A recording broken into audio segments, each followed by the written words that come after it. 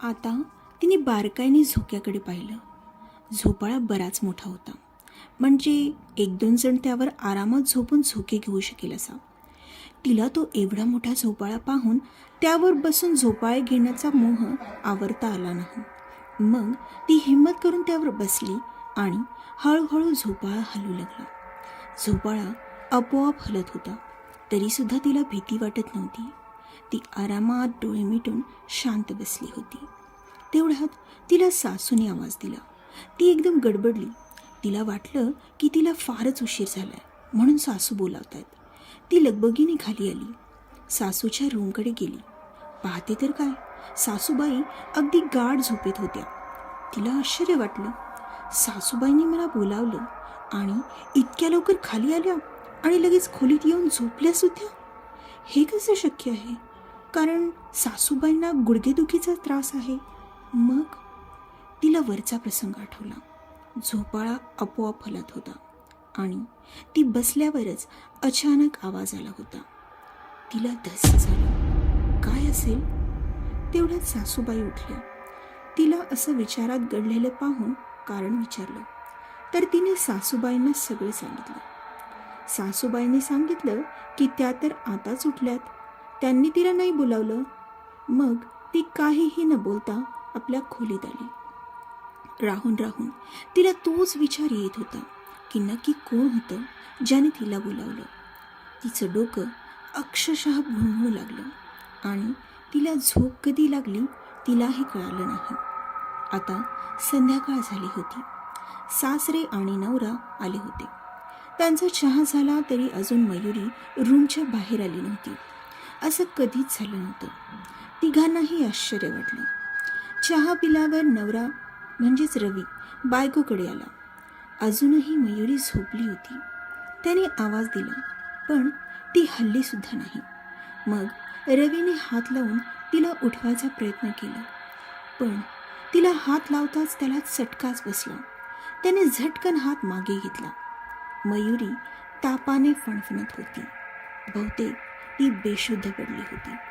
रवीने आवाज देऊन त्याच्या आई वडिलांना बोलावलं. ते लगेच आले.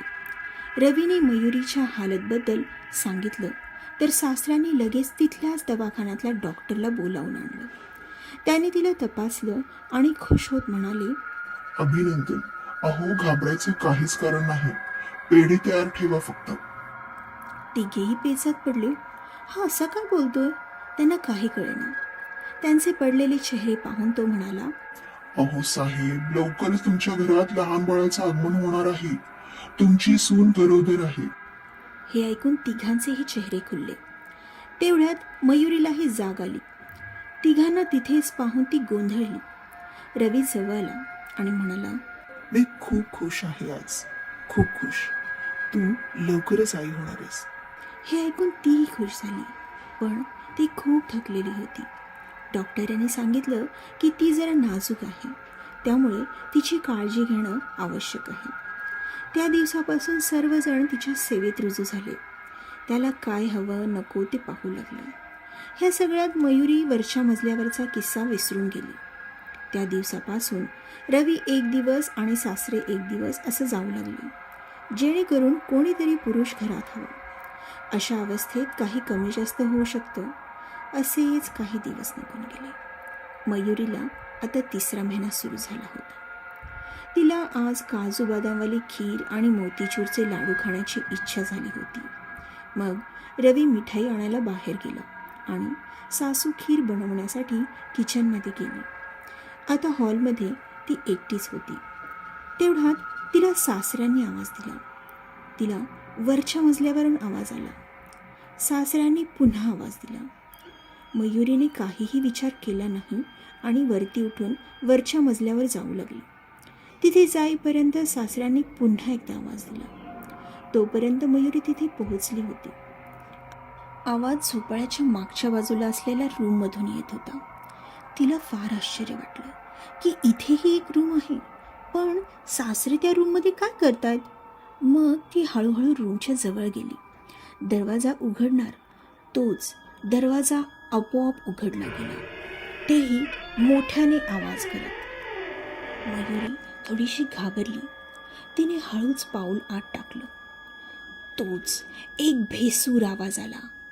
मयुरी, आता आलीस तू? कधीपासून आवाज देतोय? मयुरीने घाबरत घाबरतच आवाजाच्या दिशेने पाहिलं आणि समोर जे दृश्य तिनं पाहिलं ते पाहून घाबरून तिच्या तोंडातून आवाजच फुटत नव्हता.